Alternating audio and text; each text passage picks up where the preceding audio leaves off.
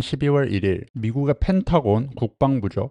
아니 이제 전쟁부라고 불러야겠죠. Department of War가 지난 10월 이후로 처음 오래간만에 기자실을 다시 열었습니다. 그런데 굉장히 흥미로운 점이 있습니다. 이 기사에 포함되어 있던 사진들 때문인데요. 한번 보시죠. 어떻게 보면 되게 평범해 보이는 사진들인데 혹시 이 사진들에서 좀 특이한 점을 눈치채셨을까요? 네, 한번 줌인을 좀 해보겠습니다. 혹시 저 기자가 들고 있는 마이크에 로고가 보이시나요? OAN이라고 써 있는 거거든요. 잘 안 보이실 수도 있는데 OAN이라고 써져 있어요. 그리고 두 번째 사진을 보면 밑에 벽에 린델 TV라고 써 있거든요.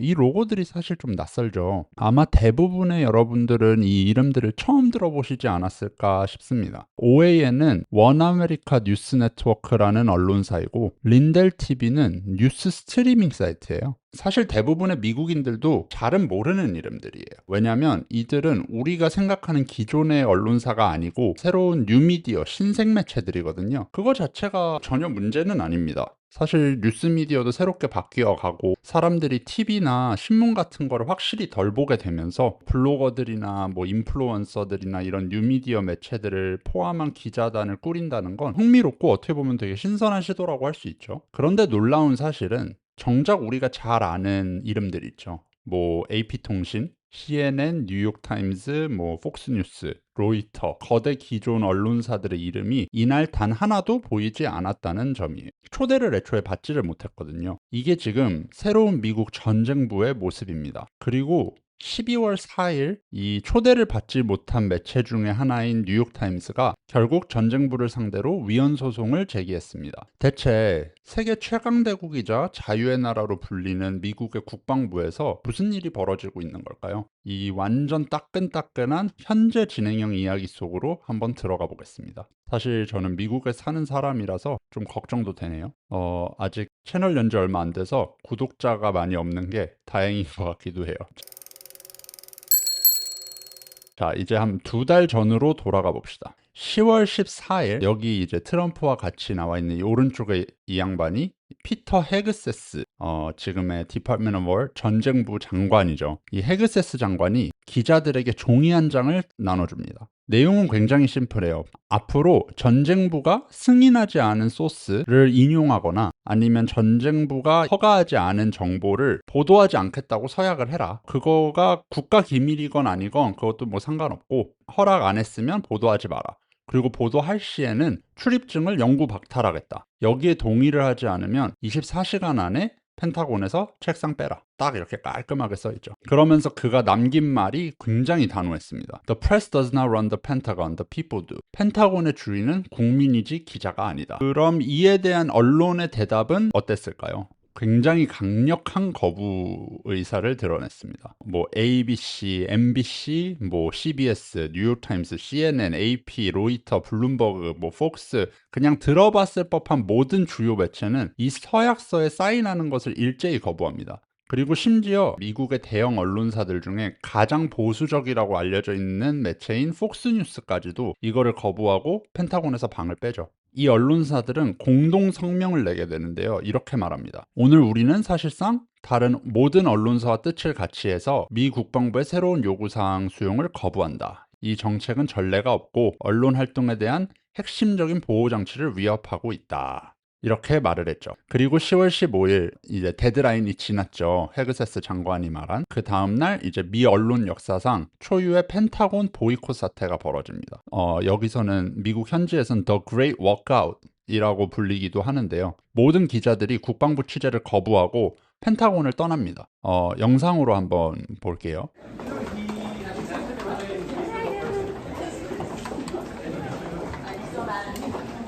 결과적으로 펜타곤 기자실은 텅텅 비게 되었죠. 그러면 이 보이콧에 대해서 미국 정부와 헤그세스 장관의 반응은 어땠을까요?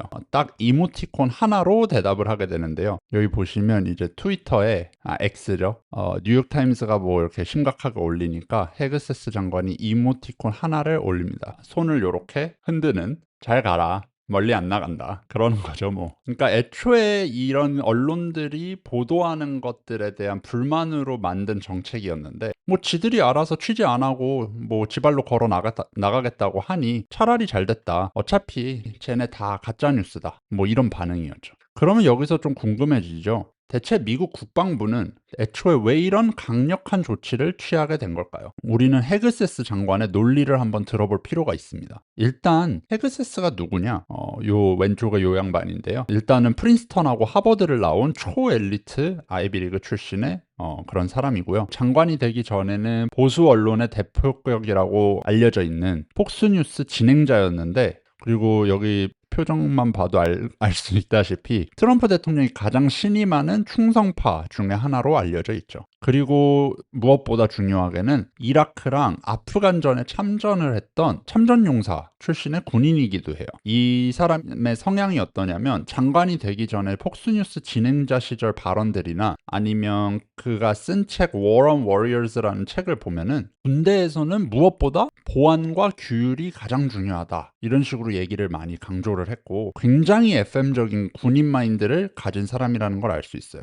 그 대표적인 예가 마크 밀리 전 미군 합참 의장과의 갈등인데요. 요 양반이거든요. 그러니까 트럼프 대통령 1기 때 완전 마지막 며칠 뭐 한 2, 3일 남았을 때 이 밀리 의장이 트럼프 대통령 몰래 중국 합참 의장이랑 통화를 한 적이 있다 그래요. 중국이 당시에 미국의 정치적 상황이 막 급박하게 돌아가니까 그런 걸 보면서 되게 걱정을 많이 했다고 해요. 다들 기억하시겠지만 미국 대선 관련해서 그때 뭐 불복을 하고 뭐 조작됐다 뭐 이런 얘기들이 나오고 막 그랬었잖아요. 그러니까 이제 이 의장이 중국에 전화를 해서 미국은 안정적이고 너네가 걱정할 거 없고 뭐 군사적으로 갑자기 뭐 중국이랑 문제가 있거나 이럴 일 없다. 그리고 혹시 있더라도 미리 말해주겠다. 그러니까 놀랄 그럴 일은 없을 거다라고 얘기를 했다고 해요. 그리고 이 내용이 이 밥 우드워드라는 기자가 쓴 Peril이라는 책에 실린 적이 있어요. 그러니까 당시에 이 책을 보고 이 폭스뉴스 진행자였던 헤그세스가 이건 지휘 체계를 무시하는 거고 국가 기밀을 적국에 넘기는 행위라고 그러면서 정치질만 하는 반역자라고 엄청나게 세게 비판을 한 적이 있습니다. 그리고 애초에 이 의장의 발언들이 공개가 되었다는 거는 이 장군이 직접 이 기자 만나서 입을 턴 거 아니냐. 그러니까 이렇게 펜타곤이 언론에 아분화하고 이런 PC주의와 깨어있음, 뭐 자기 PR 이런 거에만 관심 있고 정치질만 하고 이런 집단이라고 완전 노빠꾸로 그냥 받아버린 그런 일이 있었어요. 그러니까 딱 트럼프 대통령이 굉장히 좋아할 만한 스타일이죠. 그리고 이거는 사실 다른 얘기인데 이 페릴이라는 책을 썼던 이 밥 우드워드라는 양반이 진짜 미국 기자계의 초 레전드예요. 아시는 분은 아실 텐데 70년대에 미국의 리차드 닉슨 대통령이 사임하게 만들었던 워터게이트 스캔들이라는 게 있었는데요. 그거를 워싱턴 포스트에서 최초 보도했었던 그런 기자입니다. 그리고 나중에 이 워터게이트 사건은 따로 빼서 한번 다뤄보려고 해요. 어쨌건 이렇게 군대의 보안과 규율 이런 거를 강조하던 FM 군인 그 자체인 헤그세스가 국방부 장관이 됐을 때 기존 언론하고 각을 세울 거는 누구나 좀 예상한 일이었어요. 이 정도까지일지는 아무도 몰랐겠지만 왜냐하면 또 아이러니한 점은 이 사람이 뉴스 진행자였다 그랬잖아요. 언론인 출신인 거예요. 근데 아무튼 전문가들은 이번 국방부가 기자들을 내쫓은 사실상으로 내쫓은 조치는 크게 세 가지 이유가 있는 것 같다고 분석을 했었어요. 첫째, 효율적이고 강력한 전쟁 수행을 위해서는 강력한 보안이 필수적인데 언론이 계속 보도를 한다. 그러니까 이거 거의 반역 행위 아니냐 이렇게 생각을 했다 그러고, 그리고 두 번째, 트럼프 대통령이랑 헤그세스 장관 생각에는 아까 마크 밀리 의장처럼 언론에다가 계속 기밀이나 흘리고 성소수자 옹호나하고 다양성 교육 이런 거나 강조하고 이런 이들 말론, 제 의견이 아닙니다. 이들 말론 이런 약해 빠진 이런 장군들을 이제 조용히 처리를 하고 싶은데 그렇게 군 기강을 잡아야 하는데 기자들이 옆에서 또 있으면은 부당하게 해임한 거다, 정치적 보복이다, 이런 식으로 기사를 써댈 테니까 그렇게 시끄러울 바에 그냥 아예 기자들을 건물 밖으로 내쫓고 조용하고 신속하게 이렇게 피해 숙청을 하자, 이런 의도가 담겨 있다. 그리고 마지막으로 보너스로 세 번째, 보수축 지지층을 이제 결집하기 위한 메시지 아니었을까. 우리가 가짜 뉴스나 쓰는 저런 기자들을 펜타곤에서 쫓아냈다. 뭐 이런 식으로 선전을 하면 지지율이 오르고 그럴 테니까요. 정리를 해서 말하자면 국가 안보를 위해서 언론은 입을 좀 다물고 있으라는 거고 장군들도 입을 다물고 있으라는 거고, 그리고 이거에 대해서 굉장히 일리가 있다고 생각하는 미국인들도 꽤나 많은 거죠. 그런데 이렇게 미국 정부가 이렇게 국가 안보를 이유로 언론이랑 충돌하는 이런 상황은 사실 뭐 처음 있는 일이 전혀 아닙니다. 특히 정확히 54년 전에 1971년 미국에서 벌어졌던 사건, 펜타곤 페이퍼 사건 때랑 굉장히 비슷합니다. 혹시 스티븐 스필버그 영화 중에 더 포스트라고 아시나요? 이게 메릴 스트립이랑 톰 행크스, 좀 뭐 레전드 배우들이죠. 이 배우들이 주연으로 나온 영화인데 안 보셨으면 굉장히 추천드립니다. 진짜 재밌어요. 근데 이 영화에서 다루는 사건이 이제 제가 아까 말씀드린 1971년 펜타곤 페이퍼 사건입니다. 그럼 펜타곤 페이퍼 사건이 뭐냐? 때는 리차드 닉슨 대통령 임기 때였고, 당시 미국은 베트남전을 거의 20년째 하고 있던 상황이었어요. 이때 미국 군대와 정부는 내내 자국민들에게 우리가 이기고 있다, 이거 금방 끝난다, 좀만 더 참아라, 뭐 이러고 있었고, 그리고 미국 국민들은 그 말을 믿고 아들들을 전장에 보내고 결과론적으로 수많은 젊은 미국 청년들이 죽었죠. 하지만 여기서 요 기자들에게 둘러싸여 있는 이 데니얼 엘스버그라는 양반이 등장을 해요. 이분은 펜타곤에서도 일을 했었고, 그 다음에 랜드 코퍼레이션이라고 하는 싱크탱크에서 애널리스트로 일을 하고 있었던 사람인데, 이 사람이 당시 국방장관이었던 로버트 맥나마라의 지시로 펜타곤 페이퍼 라고 하는 이제 조사서에 참여를 하게 됩니다. 그러면서 어떻게 뭐 미국 정부가 베트남전에 개입을 시작을 했는지, 뭐 어떻게 확전을 하게 됐는지, 그리고 뭘 은폐하게 됐는지, 이런 거에 대해서 조사를 하면서 다 알게 되는 거죠.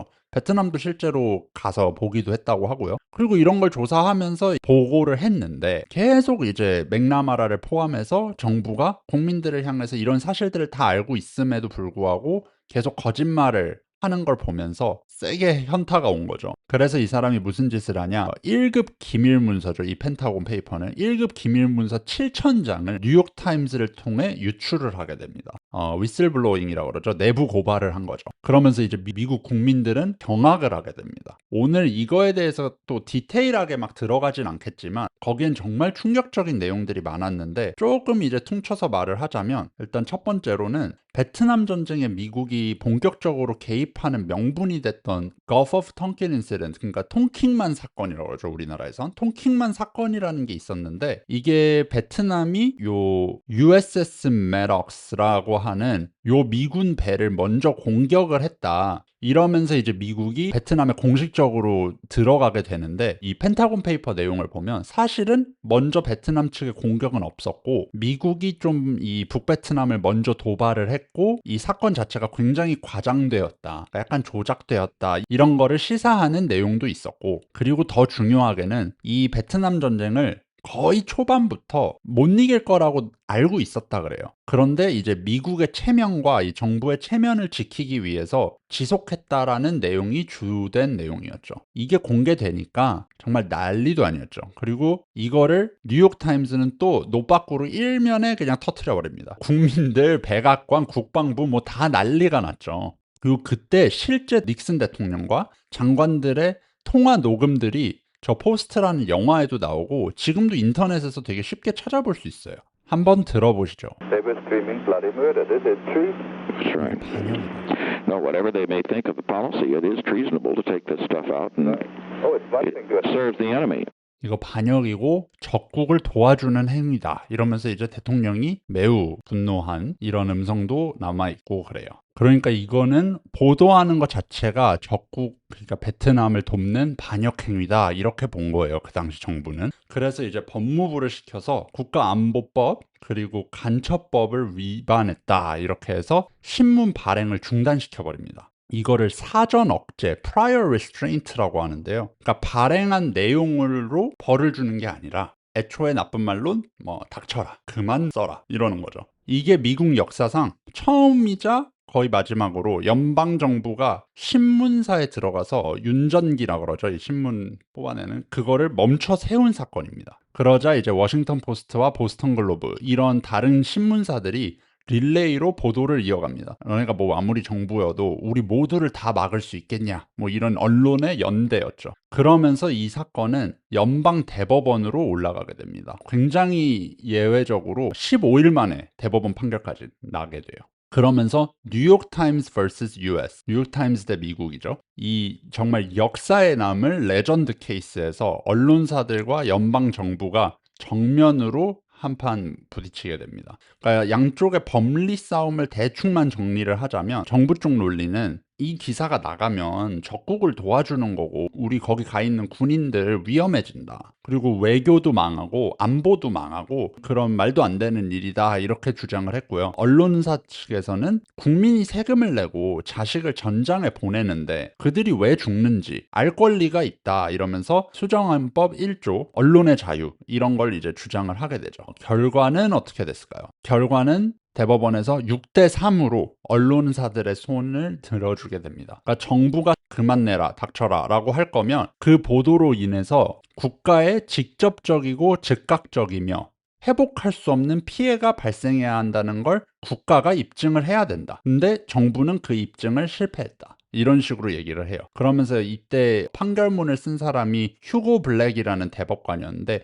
이분의 판결문이 진짜 지금까지도 역사에 남는 아주 명판결문으로 유명합니다. 이 사람의 말은 건국의 아버지들이 언론의 자유를 준 건 정부의 비밀을 파헤치고 국민에게 알리기 위함이다. 그리고 오직 자유롭고 통제받지 않는 언론만이 정부의 기만을 효과적으로 폭로할 수 있다. 이렇게 말을 했다고 해요. 그러면서 정말 역사에 남는 명대사 The press was to serve the governed, not the governors. 그러니까 언론은 통치자가 아닌 국민을 섬겨야 한다. 이런 글 잘 쓰죠. 뭐 이거와 동의를 하든 말든 참 미국 판사들은 글을 정말 잘 쓰는 것 같아요. 그러면서 이제 이런 식으로 말하면서 뉴욕타임스의 편을 들어주게 되죠. 자, 2025년으로 한번 돌아와 볼게요. 헤그세스는 바보가 아닙니다. 이런 판례가 있는데 뭐 똑같이 언론사들한테 아무것도 보도하지 말고 가만히 있어라 이럴 사람이 아니에요. 애초에 아이비리그 출신이고 굉장히 똑똑한 사람입니다. 그러니까 이런 판례가 있는 걸 아니까 닉슨처럼 이런 prior restraint 같은 보도 금지 명령 이런 걸 내리지 않아요. 왜냐면 그건 100% 질 거라는 걸 알고 있거든요. 대신 이제 접근권을 차단을 하는 거죠. 그러니까 나는 기사를 쓰지 말라고 한 적이 없다. 쓰고 싶으면 써라. 단지 우리 건물에 들어오지 마라. 그러니까 미국 법원은 뉴욕타임스 대 US 그 사건에서 사전 검열 같은 거, 보도 금지 명령 이런 거는 위헌이라고 판결을 했지만 누구를 취재할 수 있고 뭐 접근을 할 수 있고 없고 이런 것까지 헌법상의 권리로 인정한 적은 없거든요.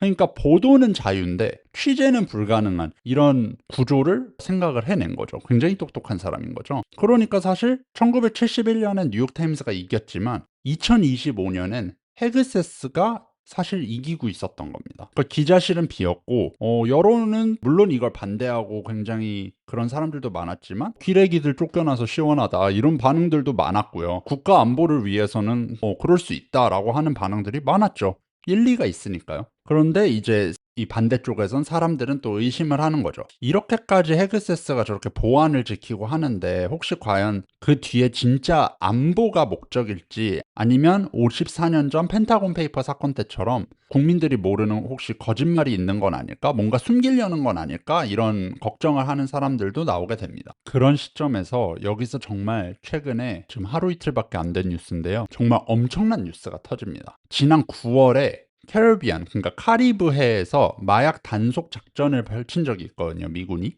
이 마약을 갖고 오는 거라고 의심받던 보트를 미사일로 쏴서 격추시켰던 사건이 있었어요. 한번 보실게요. Associated Press, the Pentagon knew there were survivors after that September strike on an alleged drug boat in the. 그러니까 이게 뭐냐면 이제 미사일이 한 번 때린 거예요, 이 보트를. 오케이, 한 번 때린 것까지는 오케이였는데 최근 보도에 따르면 이미 한 번 때려서 무력화된 보트 주위에 생존자들이 몇 명 있었다 그래요. 이 사람들은 이제 보트에 뭐 나무 조각이나 이런 거를 붙잡고 이제 겨우겨우 살아남았던 사람들인 거죠.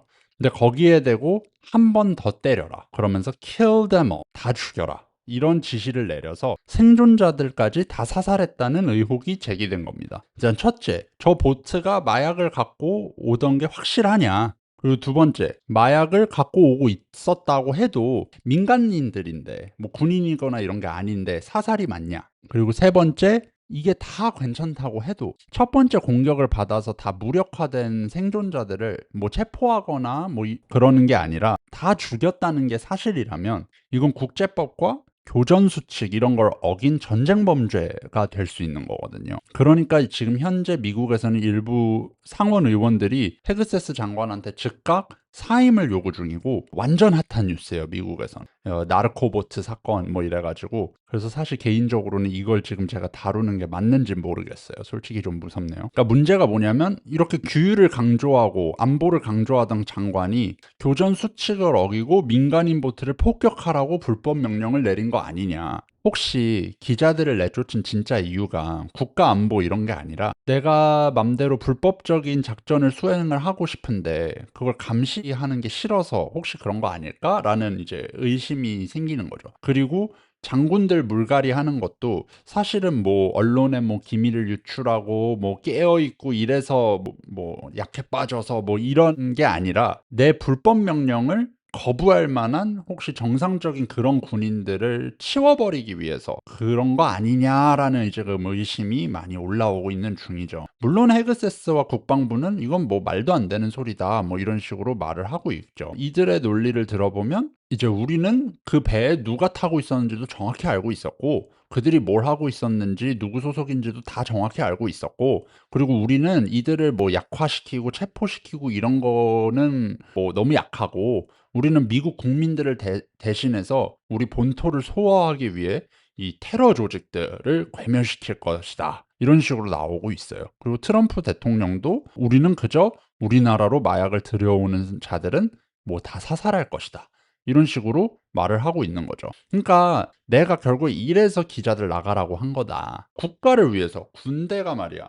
해야 할 일을 하는 건데 이렇게 가짜 뉴스로 별것도 아닌 거 가지고 오버하고 이런다는 거죠. 결국에 이런 걸 숨기려고 한 게 아니라 우린 떳떳하고 그래서 기자들을 내쫓은 것도 아니고 장군들을 내쫓은 것도 아니다 이런 식으로 말을 한 겁니다. 자, 이렇게 미국 정부와 언론과의 갈등은 지금 완전 현재 진행형인 상태이고 전혀 아직 결말이 나지 않았습니다. 뉴욕타임스가 이제 고소를 했으니까 그게 어떻게 되는지 좀 봐야 될 것 같아요. 그럼 자, 오늘 이야기를 한번 정리를 해봅시다. 여러분은 어느 쪽에 얘기에 좀 더 설득력이 있다고 생각하시나요? 헤그세스처럼 전쟁은 장난이 아니다. 이렇게 내부 총질하고 이런 기자들과 PC주의 장군들을 쳐내야지 이길 수 있다라고 하는 이제 헤그세스의 안보, 효율, 규율 이런 거를 중요시 여기는 이런 파가 있을 것이고 그리고 반대쪽에는 감시받지 않는 군대는 괴물이다.